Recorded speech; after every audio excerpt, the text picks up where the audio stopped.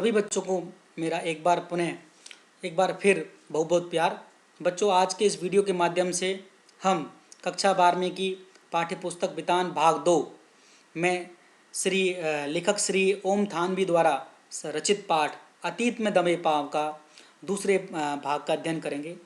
बच्चों, हमने पहले भाग में लेखक श्री ओम थानवी जी के परिचय के बारे में और पाठ के बारे में कि पाठ में क्या बताया गया है और पाठ की जो पहली 6 स्लाइड्स हैं उसके बारे में हमने अध्ययन कर लिया था कि वहाँ पर बौद्ध स्तूप पाया गया, वहाँ पर गढ़ थे और वहाँ के जो बहुत बड़ा वहाँ पे स्नानागार था, बौद्ध स्तूप था और वहाँ पे कौन कौन सी फसलों की और फलों की खेती की जाती थी।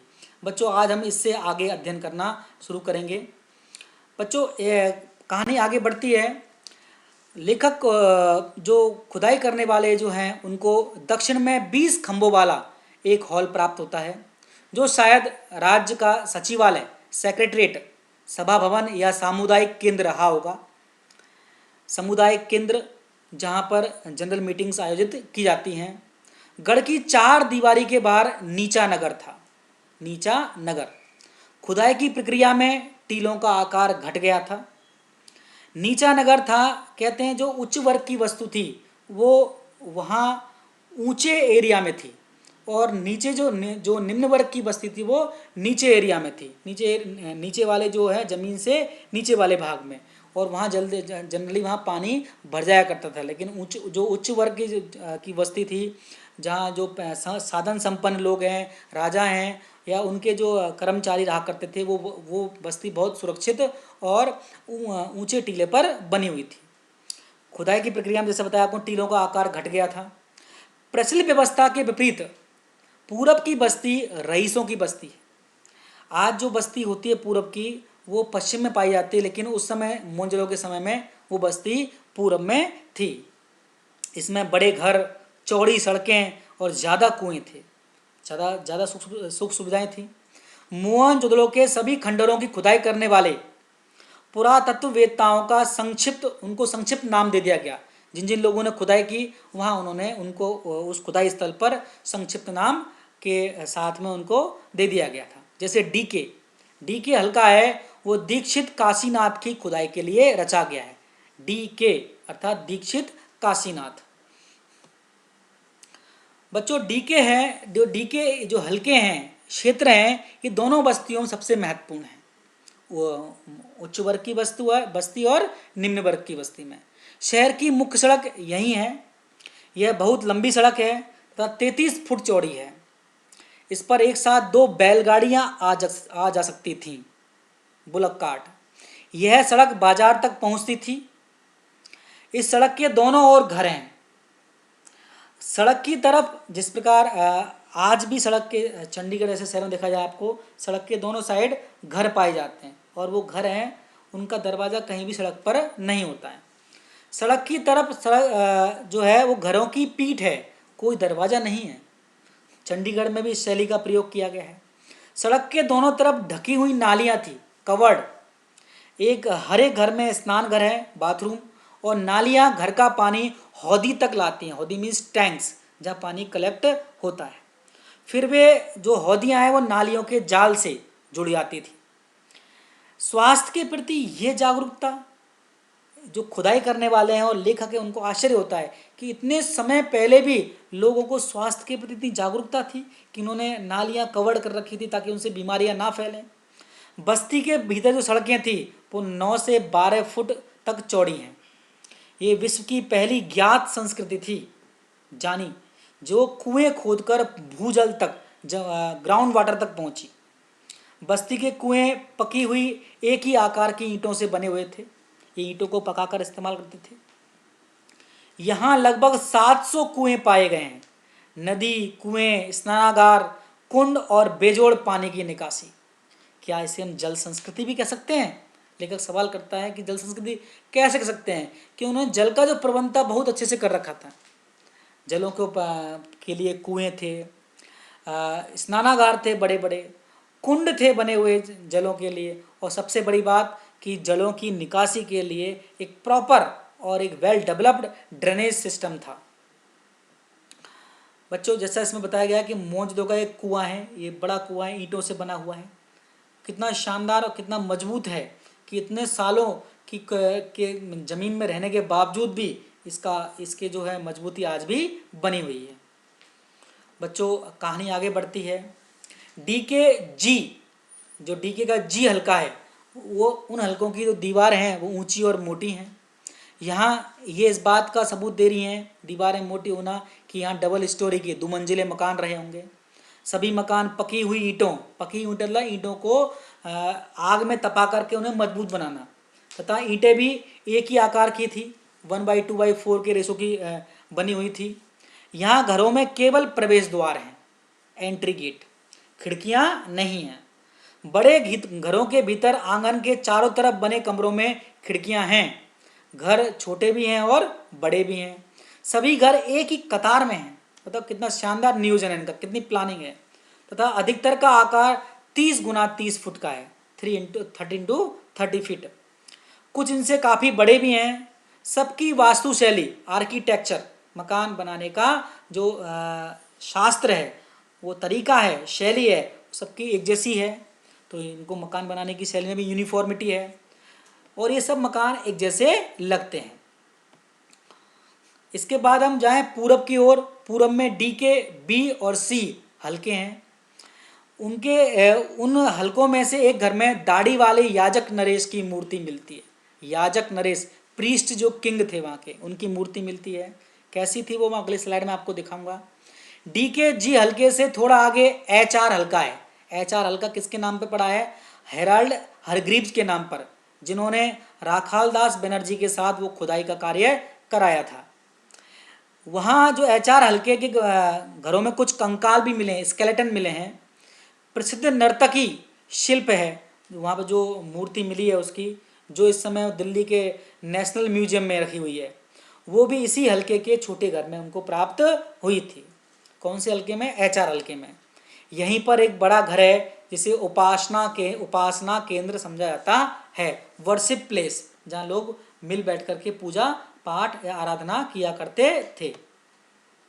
बच्चों ये है याजक नरेश की जो मूर्ति, जो खुदाई में मोहनजोदड़ो में प्राप्त हुई थी। और ये नृत्य मुद्रा में एक जो मूर्ति मिली है वो है जिसे दिल्ली के राष्ट्रीय संग्रहालय में आज भी रखा गया है।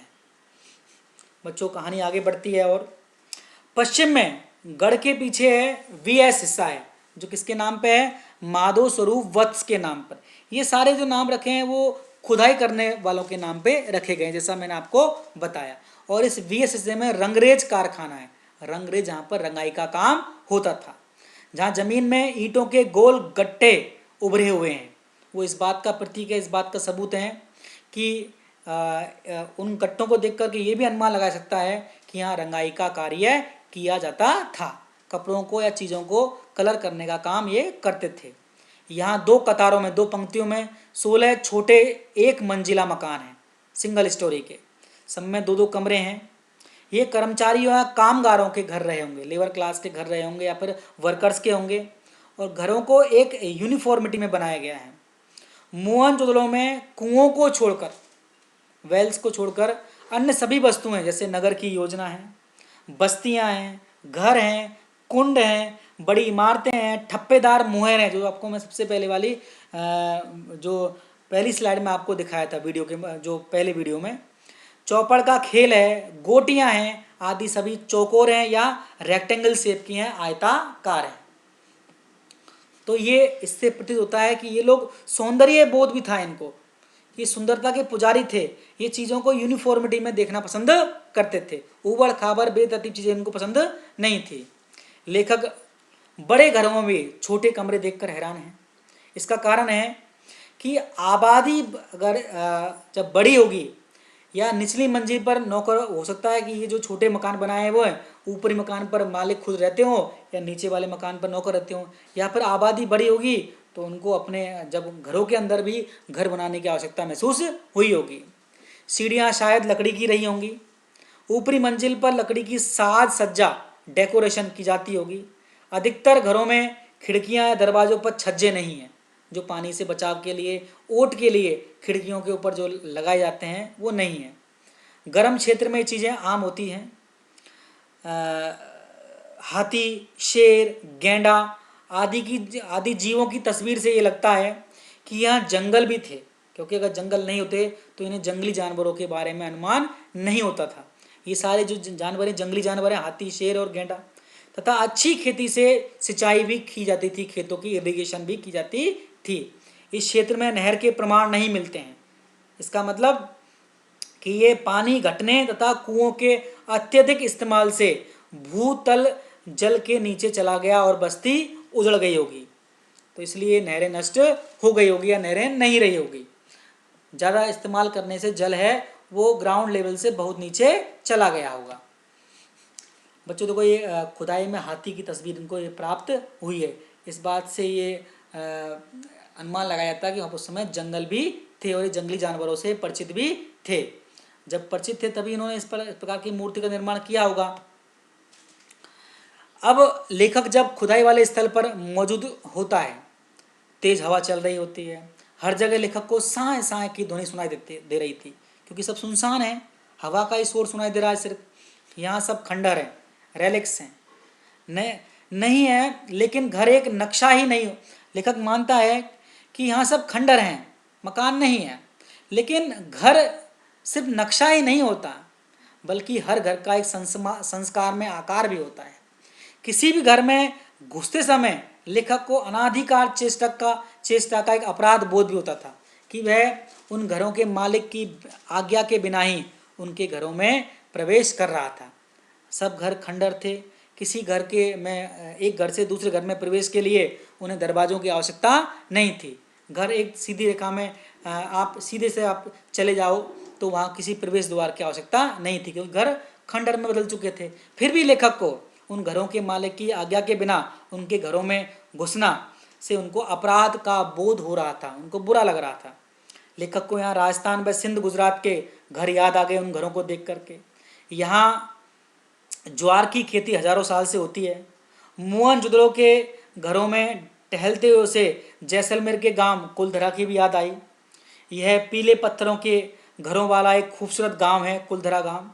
यहाँ घर हैं परंतु लोग हैं नहीं हैं, क्योंकि लोग तो नष्ट हो चुके हैं, घर खंडर के रूप में बदल गए हैं। 150 साल पहले राजा से तकरार पर लाई पर स्वाभिमानी गांव का हर एक सदस्य अपना घर छोड़कर चला गया था। किस गांव में? कुलधरा गांव में। घर खंडर हो गए पर ढहे नहीं हैं, लोग निकल गए, वक्त आज भी थमसा गया है। तो लेखक को मोहनजोदड़ो का जो स्थल देख करके अपने जैसलमेर के गांव कुलधरा की याद आ जाती है। वहाँ भी इसी प्रकार का वातावरण उसको दिखाई पड़ता है।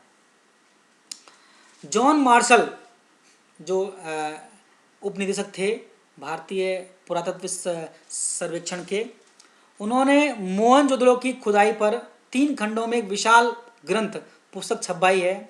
उसमें खुदाई में मिली ठोस पहियों वाली मिट्टी की गाड़ी के चित्र हैं। सिंध की वर्तमान बैलगाड़ी का भी चित्र प्रकाशित है। दोनों में कमानी, जो दोनों पहियों को जोड़ने के काम आती है, या आरे वाले पहिए का प्रयोग किया गया है। आरा जिसमें व्हील्स होते हैं, एलोय होते हैं, तार। अब उन पहियों की जगह जीप के उतरे हुए पहिए वो लगते हैं। हवाई जहाज के उतरे हुए पहिए बाजार में आने के बाद ऊंट की गाड़ी का भी आजकल आविष्कार हो गया है। बच्चों कहानी आगे बढ़ती है। जो उनके साथ लेखक के साथ जो होस्ट थे, मेजबान थे, उन्होंने अजायब घर के बारे में बताया, म्यूजियम के बारे में बताया। यह अजायब घर बहुत छोटा है, सामान भी ज़्यादा नहीं है। अधिकतर चीज़ें कराची, लाहौर, दिल्ली और लंदन की हैं।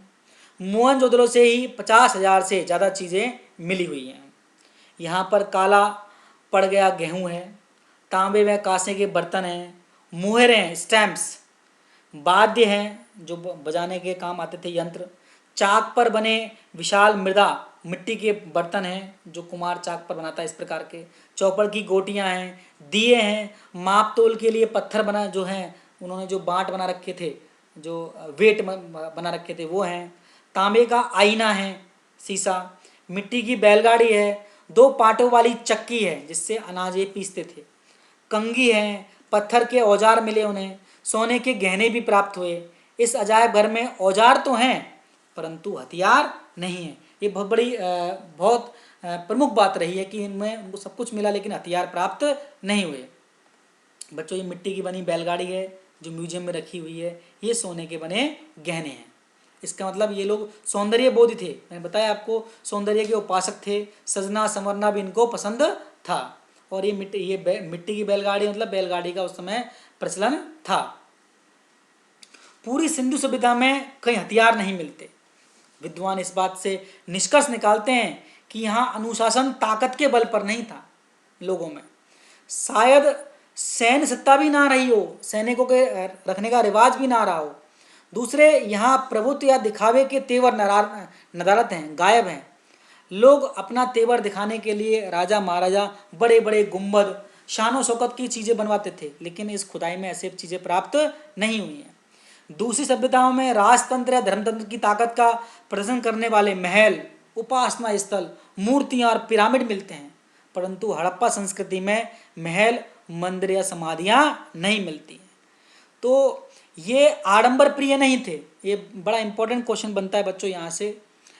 इस पार्ट में से ज़्यादातर दो क्वेश्चन आते हैं। एक तो ये सिद्ध कीजिए कि मोहनजोदड़ो के लोग सौंदर्य बोध जानते के थे, प्रवृत्ति के थे, सौंदर्य प्रेमी थे। और दूसरा, सिंधुवाड़ी सभ्यता में वो आडंबर विहीन सभ्यता थी। तो आडंबर विहीन कैसे कि वहाँ पे राजा महाराजाओं के जो अगर बनाए गए उनके जो ताकत का प्रतीक बड़े बड़े गुंबद वाले महल, मंदिर या फिर उनकी मूर्तियाँ और पिरामिड नहीं मिलते। जो मिलते हैं वो चीज़ें, वहाँ पे भव्यता का कोई प्रतीक नहीं मिलता। यहाँ की मूर्तियों और शिल्प के औजार भी बहुत छोटे छोटे हैं, मुकुट और नाभें भी बहुत छोटी छोटी हैं। तो लेखक अनुमान लगाता है कि शायद ये लो प्रोफाइल सभ्यता थी, आडंबर विहीन थी। यहाँ लोग दिखावे में विश्वास नहीं करते थे। मोहनजोदड़ो साधन व व्यवस्थाओं के अनुसार भी सबसे समृद्ध है, परंतु यहाँ आडंबर नहीं है। आप देखते बच्चों, आज के लोग आज वर्तमान समय में जो कोई बड़ा आदमी बनता है तो उसके वो बड़ा आदमी अपने दिखावे के लिए बड़े बड़े मकान बनवा लेता है, अपनी मूर्ति तक बनवा लेता है, ठीक है, बड़ी बड़ी गाड़ियाँ खरीदता है, ठीक है। लेकिन यहाँ ऐसा नहीं था। उस समय राजा महाराजा रहे होंगे, लेकिन उन्होंने अपनी प्रशंसा के सूचक के रूप में या अपनी ताकत के प्रदर्शन के लिए ऐसी चीज़ें नहीं बनवाई। बच्चों, दूसरे सबसे बड़ी बात, यहाँ की जो लिपि थी जिसमें वो लोग लिखते थे, स्क्रिप्ट थी, उसको अभी तक डिकोड नहीं किया कर पाए लोग, उसको नहीं पढ़ पाए। अतः अनेक रहस्य उसके अभी आने बाकी हैं। सिंधु घाटी के लोग कला प्रिय थे, कला से प्रेम करने वाले थे। आपको बताया कि वहाँ पर तरह तरह की मूर्तियाँ हैं, सजावट के सामान प्राप्त हुए हैं, सोने के गहने प्राप्त हुए हैं, और जो वो रंगाई का काम भी करते थे, ठीक है। कला के उपासक थे, तरह तरह के वाद्य यंत्र उनको प्राप्त हुए हैं। मकान भी बहुत वेल प्लान्ड हैं, बेतरतीब नहीं हैं। उनकी है कला प्रियता, वास्तुकला, धातु व पत्थर की मूर्तियाँ हैं, मिट्टी के बर्तन हैं, उन पर चित्रित मनुष्य हैं, वनस्पति है, पशु पक्षियों की चित्र हैं, सुनिर्मित मुहर हैं, वेल मेड स्टैम्प्स हैं, उन पर उकेरी गई हैं, उन पर उकेरी गई आकृतियाँ हैं, खिलौने हैं, अच्छे अक्षरों से बनी हुई जो ये चीज़ें हैं वो ये साबित करते हैं वो लोग कला प्रेमी थे। सिंधु घाटी सभ्यता की खूबी उसका सौंदर्य बोध भी है, सौंदर्य प्रेम भी है, जो राजपोषित नहीं था, राजा के द्वारा जबरदस्ती थोपा गया नहीं था, और ना ही वो धर्म के द्वारा जबरदस्ती थोपा गया था वो, या फिर उसके द्वारा सपोर्टेड था, बल्कि समाज के द्वारा सपोर्टेड था। समाज स्वयं जागरूकता थी, वो ऐसी प्रवृत्ति के लोग ही थे। अजायब घर में, म्यूजियम में तांबे और कांसे की सुइयाँ भी मिली हैं। काशीनाथ दीक्षित जो थे केडी, उनको सोने की 3 सुइयाँ भी मिली हैं। शायद ये कशीदेकारी में काम आती रही होंगी। अब कशीदेकारी क्या होती है ये हम देखने का प्रयास करते हैं। अगली स्लाइड में मैं आपको दिखाऊंगा कि कशीदेकारी क्या होती है। वैसे ये ऐसे होती है। इससे पहले हम थोड़ा और पढ़ लेते हैं। जो वहाँ के नरेश हैं, राजा हैं, उनके बदन पर आकर्षित गुलकारी वाला, ये भी जो कशीदेकारी की तरह ही गुलकारी होती है, दुशाला मिलता है, शॉल टाइप का मिलता है। आज जो छापे वाला कपड़ा अजरक होता है वो भी मैं आपको अगली स्लाइड में दिखाऊंगा। सिंध की खास पहचान है, वो उस समय इस प्रकार के कपड़े का इस्तेमाल करते थे। यहाँ हाथी के दांत और तांबे के सुए भी मिले हैं जो पोक करने के काम आते थे। शायद दरिया बनाने के काम भी आते होंगे। अब मोहनजोदड़ो में खुदाई बंद कर दी गई है। क्यों बंद कर दी गई है? क्योंकि सिंधु के पानी के रिसाव से क्षार और दलदल की समस्याएं पैदा हो गई है। ऐसा ना हो कि जो बची कुछ सभ्यता है वो भी ज़्यादा ज्ञान प्राप्त करने के चक्कर में, ज़्यादा खुदाई के चक्कर में बिल्कुल नष्ट हो जाए। इसलिए अब इन खंडरों को बचाकर रखना ही बड़ी चुनौती है। तो सरकार के निर्देश पर वहाँ खुदाई बंद कर दी गई है। बच्चों से उसमें कशीदाकारी क्या होती है? इस प्रकार कपड़े पर ये सुए से या सुई से, जो बताया आपको, हाथी दांत से बनी सुई का इस्तेमाल करते थे, तांबे की बनी सुई का इस्तेमाल करते थे। ये लोग डेकोरेटिव ये आकृतियाँ धागे से बनाते थे। ये गुलकारी भी उसी प्रकार का है। ये गुलकारी इस प्रकार की डिजाइन बनाते हैं। एक अजरक छपाई जो आज के मॉडर्न टाइम में पाई जाती है, इस प्रकार की प्रिंटिंग होती है। ये यहाँ पे कशीदाकारी नहीं है, प्रिंटिंग है। ठीक है बच्चों, अब हम बात करते हैं मृदा भांड क्या होते हैं। मिट्टी के बने हुए बर्तन जिनको हम आज भी प्रयोग में लाते हैं, उस समय ये ज़्यादा प्रयोग में लाए जाते थे। और ये हाथी के दांत होते हैं इस प्रकार के, इनसे तरह तरह की चीज़ें, सजावट के सामान और हथियार भी बनाए जाते थे। बच्चों, उम्मीद है आज के इस वीडियो के माध्यम से और इन जो अतीत में दबे पाँव पाठ पर आधारित दोनों वीडियो के माध्यम से ये पाठ आपको स्पष्ट हो गया होगा, आपको समझ में आ गया होगा। बच्चों, मैं फिर मैं आपको बताना चाहता हूँ, इसमें महत्वपूर्ण प्रश्न बनता है कि मोहनजोदड़ो का सौंदर्य बोध और मोहनजोदड़ो आडंबर विहीन सभ्यता थी। इस बात ये प्रमुख प्रश्न बनते हैं। आडंबर विहीन कैसे थी? दिखावा नहीं था। राजा महाराजाओं की सत्ता और उनकी प्रसिद्धि के सूचक कोई इमारतें, कोई मंदिर, कोई पिरामिड नहीं पाए जाते। ठीक है, उनके भवन भी छोटे हैं। मतलब उनमें शानदार तो हैं, वो अच्छे तो हैं, लेकिन भव्यता नहीं है, उसमें दिखावा नहीं है। तो ये आडंबर विहीन सभ्यता थी। सौंदर्य बोध जैसे बताया आपको, कलाकृतियाँ हैं, सजावट के सामान हैं, सोने के गहने हैं, पेंटिंग्स हैं, जानवरों की चित्र हैं। ये इन सब बातों से ये साबित होता है कि वो कला प्रेमी और सौंदर्य बोध के उपासक भी थे। बच्चों, उम्मीद है आपको समझ में आया होगा। आपको ये वीडियो कैसे लगा कमेंट बॉक्स में लिख के ज़रूर बताइएगा। आपको इस वीडियो को देखने के लिए बहुत बहुत आभार, बहुत बहुत धन्यवाद।